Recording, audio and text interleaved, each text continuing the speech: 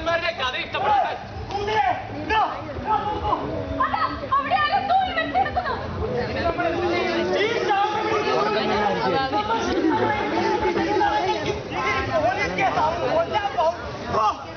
ശരിയാണോ? നമുക്ക് തിരിച്ചു പോവാം.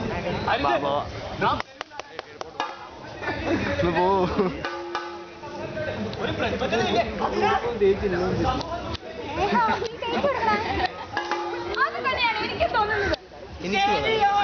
ഇടതുവശം വെച്ച് ഇതൊരു ആത്മഹത്യാവാൻ തന്നെയല്ലേ സാധ്യത? അല്ലല്ല, ഇതാരോ കൊന്ന് കെട്ടിത്തൂക്കിയതാ. നിങ്ങൾ ഇങ്ങനെ തർക്കിക്കാതെ ഇത് കൊലപാതകമോ ആത്മഹത്യ ആയിക്കോട്ടെ എന്ത് തന്നെ ആയാലും ഇതിന് പിന്നിൽ ഒരു സാമൂഹിക പ്രശ്നമില്ലേ? അതെന്താണെന്നല്ലേ നമ്മൾ അന്വേഷിക്കേണ്ടത്.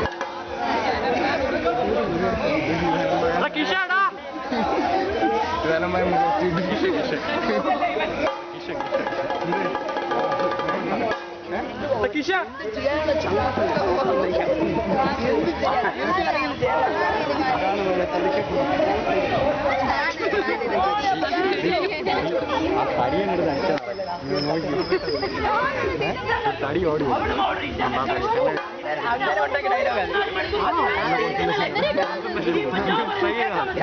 കിടക്കുമ്പോ ഡയലോഗ്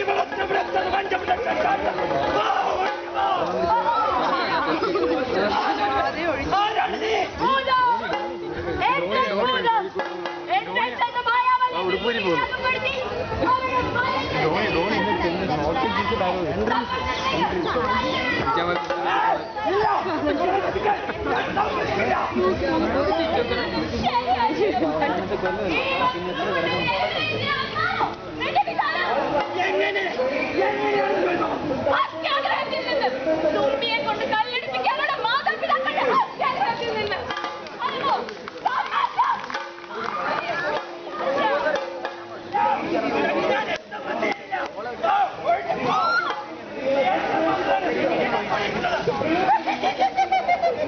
ആരുടെയൊക്കെ കയ്യിൽ നിന്ന് രക്ഷപ്പെട്ടാലും എന്റെ ഇന്റർനെറ്റ് വലകളിൽ സാധിക്കില്ല.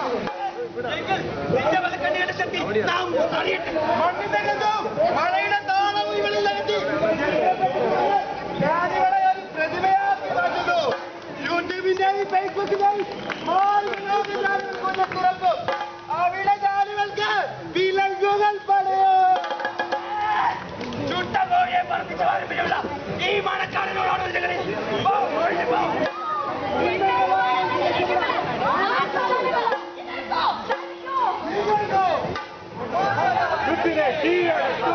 എല്ലാ പ്രതീക്ഷയും മന്യമാക്കും.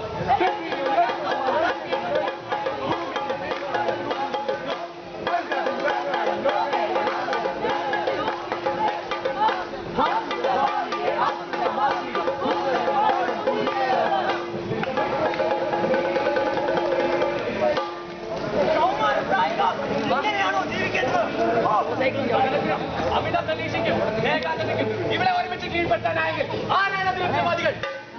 സ്വന്തം സ്വാർത്ഥ താല്പര്യങ്ങൾക്കായി മാത്രം അവളെ വളർത്തിയ മാതാപിതാക്കളോ? അതോ പണം നീതിന്യായ വ്യവസ്ഥിതിയെ നിർണ്ണയിക്കുന്ന ഈ പരിസ്ഥിതി അവളെ പ്രേരിപ്പിച്ച ഈ ശബ്ദം തന്നെയോ? ഈ മതത്തിന് മറ്റെന്തെങ്കിലും കാരണങ്ങളും ആയിക്കൂടെ?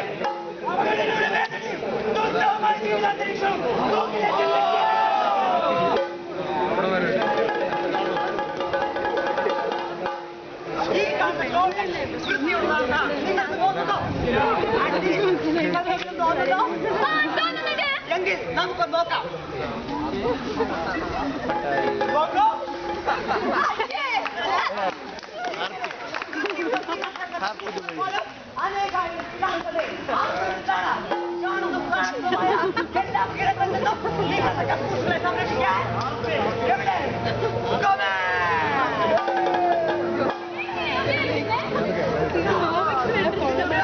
വളരെ സിമ്പിളാണ്. ഇങ്ങനെ കോമാക്സ് 2 തുള്ളി കൈകിലെടുത്ത ശേഷം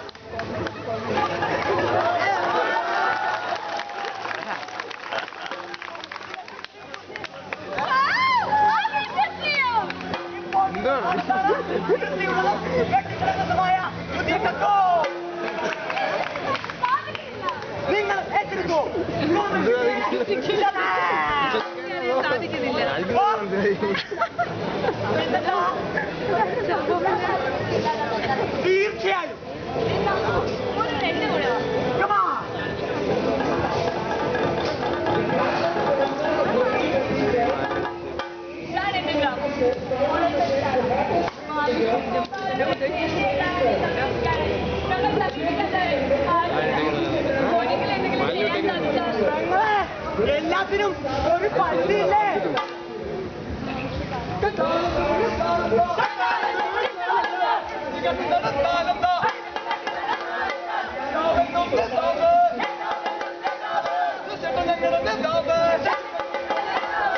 നാട്ടുകാരെ, എന്നെയും എന്റെ പാർട്ടിയെയും കരി തേച്ച് കാണിക്കാനുള്ള ക്രൂരമായ ശ്രമം തുടങ്ങിയിട്ട് കുറെ കാലമായി.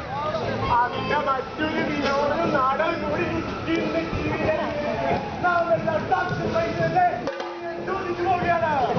എത്ര പരാതികൾ ഞങ്ങൾ നൽകിയതാ, കൂടി തന്നുകളെ. എന്നിട്ടും ആൾക്കാർ മാറി തിരിഞ്ഞു നോക്കാനായപ്പോൾ അച്ഛ കഴിക്കാം ഞാൻ ഈ ജീവിതക്കാരെ വിളിക്കൊണ്ട് വന്നത്. അല്ല, എന്താണ് അതിനെ എനിക്ക് ചോദിക്കാവുന്നത്? 150 പേർക്ക് മാറ്റമുണ്ടെങ്കിൽ നാട് പുരോഗതിയുടെ പുരോഗതിയല്ലേ? പുരോഗതിയുടെ പേരിൽ നിങ്ങൾ പഞ്ചനക്ഷത്ര ഹോട്ടലുകൾ കെട്ടിപ്പടുക്കുമ്പോൾ എന്റെ കുഞ്ഞിന് ഒരു നേരത്തെ ഭക്ഷണം പോലും കൊടുക്കാനാകാതെ, ഒരു തുള്ളി ചായത്തിന് പോലും കുടിക്കാനാകാതെ ഇതാണോ നിങ്ങൾ പറയുന്ന പുരോഗതി? ചൂടാവാതെ നിങ്ങളുടെ എല്ലാ പ്രശ്നങ്ങൾക്കും പരിഹാരമായാണ് ഞങ്ങൾ വന്നിരിക്കുന്നത്. റേഷൻ കാർഡുമായി ഞങ്ങളെ സമീപിക്കുന്ന ആദ്യത്തെ 50 കുടുംബങ്ങൾക്ക് ഞങ്ങൾ നൽകുന്നു ദുർഗന്ധത്തിൽ നിന്ന് പരിപൂർണ മോചനത്തിനായി മൂക്കിലൊക്കെ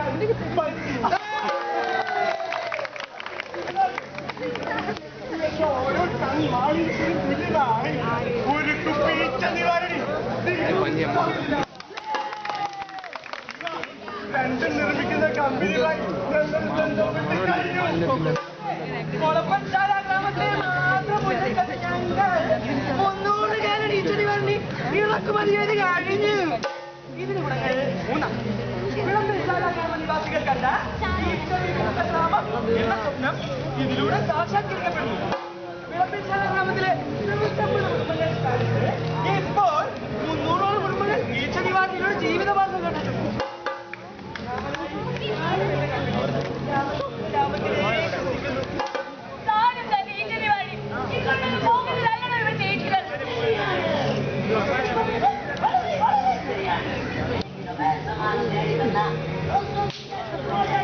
അനേകായിരം ഈച്ചകളുടെ വാസസ്ഥലമാണിത്.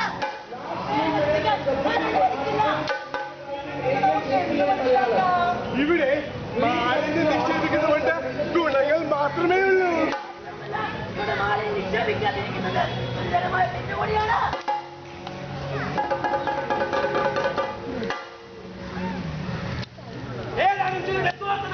വേണ്ടി ഒരു ജനസമൂഹത്തെ മുഴുവൻ അടിച്ചമർത്തുക എന്തൊരു അനീതിയാണിത്, എന്തൊരു അക്രമമാണിത്.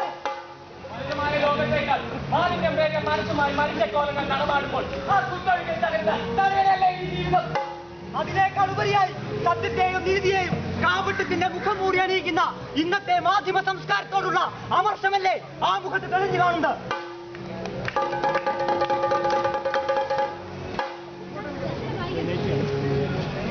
ജീവനുമില്ലാത്ത ഈ മണ്ണിൽ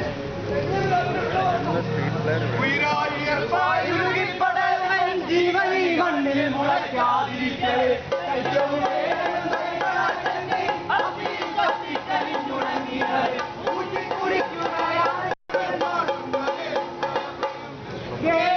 പാട്ടും കരയും കരവയും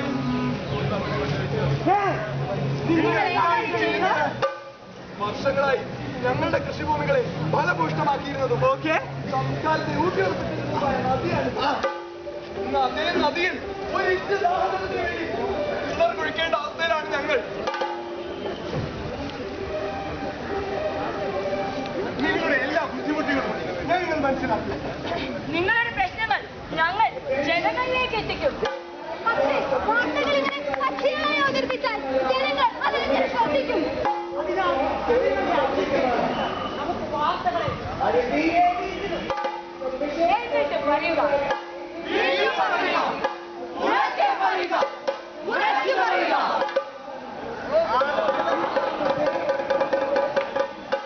ഇവിടെ ഒരു കർഷകൻ വെള്ളമില്ലാതെ വെള്ളം തമിഴ്നാട്ടിലേക്ക് ജലം കുടിക്കുന്നതുകൊണ്ടാണെന്നാണ് ഇദ്ദേഹം പറയുന്നത്. ഇതിന്റെ പേര് തമിഴ് ഗ്രഹത്തെ വർദ്ധിച്ചതായും ഞങ്ങൾക്ക് റിപ്പോർട്ട് ലഭിച്ചിട്ടുണ്ട്.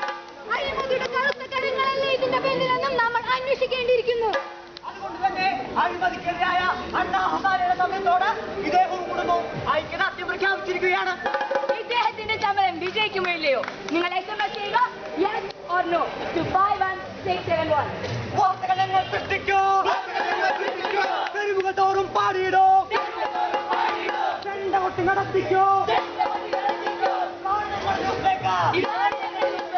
നിങ്ങൾ ഞങ്ങളുടെ ന്യൂസ് മേക്കർ.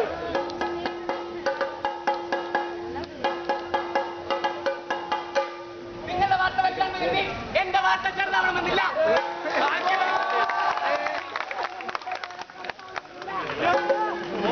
ലോകത്തിലെ മഹാപ്രതിഭയല്ലേ ഇത്? സൃഷ്ടിക്കൂ.